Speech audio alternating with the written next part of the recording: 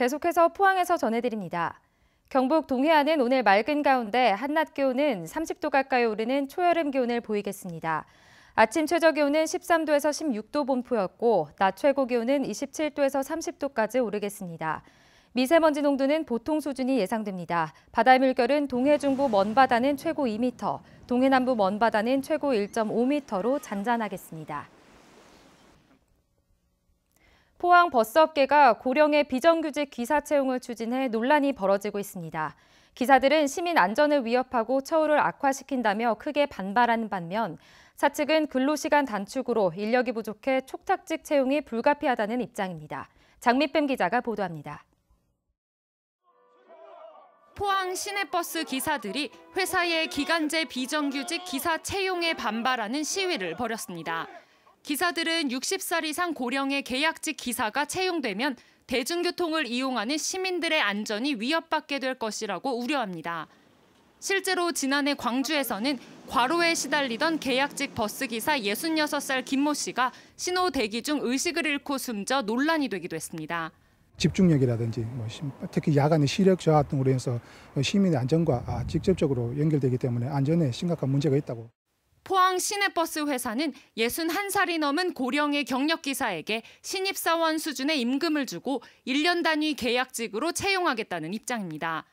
기사들은 내년 근로시간 단축을 앞두고 비정규직 대거 채용으로 처우가 악화될 수 있고 비정규직 해소를 국정과제로 삼고 있는 문재인 정부 방침과도 맞지 않다고 주장합니다. 노동 강도가 첫째가 막 세져 버리고요. 그러면 임금이 또 착취가 되다 보면 이 노동 여건이 굉장히 악화됩니다. 악화되는 그것이 다시 이제 그 시민들한테 이제 불친절로 이어지게 되죠. 이에 대해 시내버스 관리감독 권한이 있는 포항시는 노사 협의 사항이라는 입장입니다. 노사 간에 협의를 잘해가지고요. 원만히 조정을 잘해가 시민들 불편 없이 해줄라. 버스 회사는 근로시간 단축으로 인력이 부족해짐에 따라 정년 연장과 촉탁직 채용이 불가피하며 경력직을 채용하기 때문에 전문성에도 문제가 없다고 밝혔습니다. 그 인원을 확보하기 위해서는 정년 연장을 할 수밖에 없는 거고 부족한 인원을 가지고 촉탁직으로 고용하기 위해서. 비정규직 채용에 반발하는 기사들을 중심으로 버스회사 노동조합 내부에서도 갈등이 불거지면서 논란은 더 확산될 것으로 예상됩니다. MBC 뉴스 장미쁨입니다. 포항 도심의 새로운 랜드마크인 실개천 전망대가 만들어졌습니다. 포항시는 옛 역전 파출소 자리에 요트 모양의 높이 23m의 전망대를 만들고 돛부분에 해당하는 곳에 너비 10m, 높이 16m 크기의 발광 다이오드 미디어 파사드를 설치했습니다. 포항시는 다음 달부터 이곳에 포항의 가치와 미래를 주제로 한 영상을 틀 예정입니다. 어제 오후 5시쯤 울진군 기성면 복리 앞바다에서 1.6톤급 어선이 암초에 걸려 뒤집혔으나 배에 타고 있던 선장 70살 권모 씨는 출동한 해경에 구조됐습니다. 해경은 오후 8시쯤 경비정을 동원해 뒤집힌 배를 인근 구산항으로 예인하고 오늘 크레인으로 인양할 계획입니다.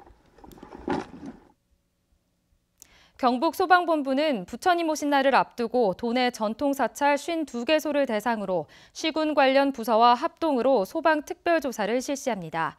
또 도내 소방서장 등 주요 간부들이 전통사찰 178곳을 현장 방문해 안전 컨설팅을 하고 화재 취약 요인에 대해 안전지도를 하기로 했습니다.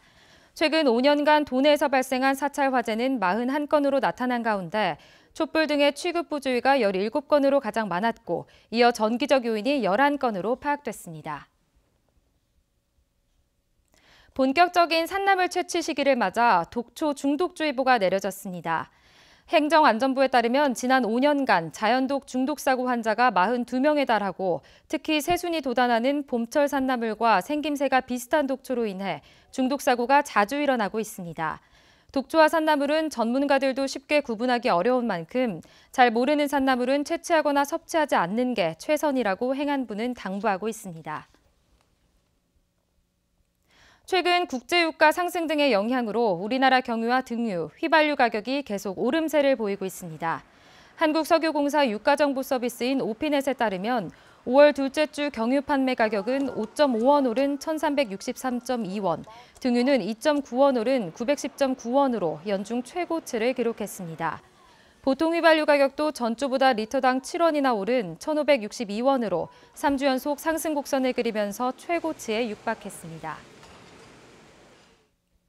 경상북도는 보건환경연구원, 한국환경공단과 함께 미세먼지를 많이 배출하는 업소에 대해 오늘부터 오는 18일까지 특별 단속에 나서기로 했습니다.